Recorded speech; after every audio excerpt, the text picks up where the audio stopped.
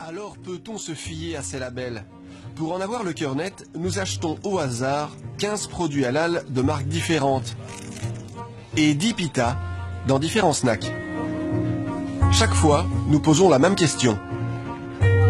Tous les produits que vous vendez ici, c'est halal? Oui, marqué, hein, Tahira. C'est une marque connue? Marque connue qui est vraiment halal. 100%. Nous apportons le tout à Jean Blou, dans un laboratoire spécialiste des analyses agroalimentaires. Le test que nous demandons est simple, détecter la présence éventuelle d'ADN de porc dans tous ces produits qui, en principe, ne devraient en aucun cas en contenir. Le résultat est sans appel. Il y avait effectivement 7 échantillons positifs, 5 échantillons montraient une légère présence de porc, donc il s'agit sans doute d'une contamination. Et pour 2 autres échantillons, on avait une présence beaucoup plus marquée. Et il s'agissait là d'un saucisson sec et d'une conserve de mortadelle. Donc dans ces deux cas-là, indéniablement, il y a du porc dans les produits, même si ce n'est pas étiqueté, il n'y a pas écrit qu'il y a du porc dans les ingrédients, c'est ça? Oui, exactement. Il y a du porc dans ces 2 produits, c'est clairement démontré. Dans les 5 autres échantillons, vous parlez de contamination. C'est quoi une contamination? Mais sans doute qu'ici, il ne s'agit pas d'une volonté d'incorporer du porc dans le produit. Il s'agit de porc qui s'est retrouvé là accidentellement. Peut-être au niveau du process industriel, la viande a été en contact avec du porc. Voici en détail le rapport du laboratoire. Plus d'un quart des produits testés ne sont pas halal, c'est énorme.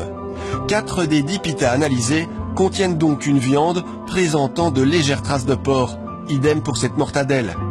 Tandis que plus grave, ce saucisson sec et cette viande en conserve contiennent carrément du porc, qui bien sûr n'est pas mentionné sur l'étiquette. Ces articles sont pourtant labellisés halal. La marque Sebian, qui fabrique ce saucisson, n'a pas souhaité répondre à nos questions. L'autre marque, Tahira, aurait été contrôlée et déclarée conforme par un certificateur. C'est ce que mentionne la boîte. Sur son site, la marque promet, verset du Coran à l'appui, qu'elle respecte l'islam. Elle se vante même d'offrir des contrôles qualité très stricts. Après de longues négociations, nous obtenons un rendez-vous avec le représentant français de la marque à Lille. Nous lui faisons part de notre étonnante découverte. Il n'apprécie pas. Alors une chose quand même assez étonnante, nous on a fait analyser ce site chez vous, oui, et on a trouvé du porc dedans.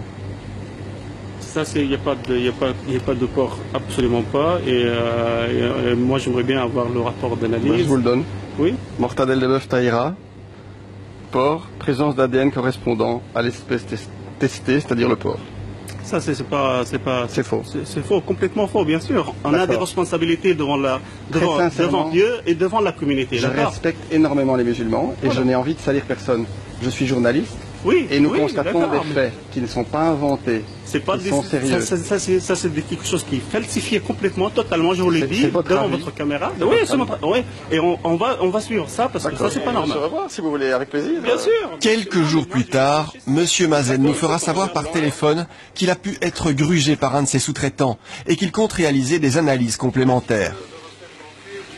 Mais la fiabilité de ce produit est bel et bien mise en cause. Pour que le halal soit vraiment halal en Belgique, il y a encore du chemin à parcourir? Ouh là là, encore beaucoup d'années.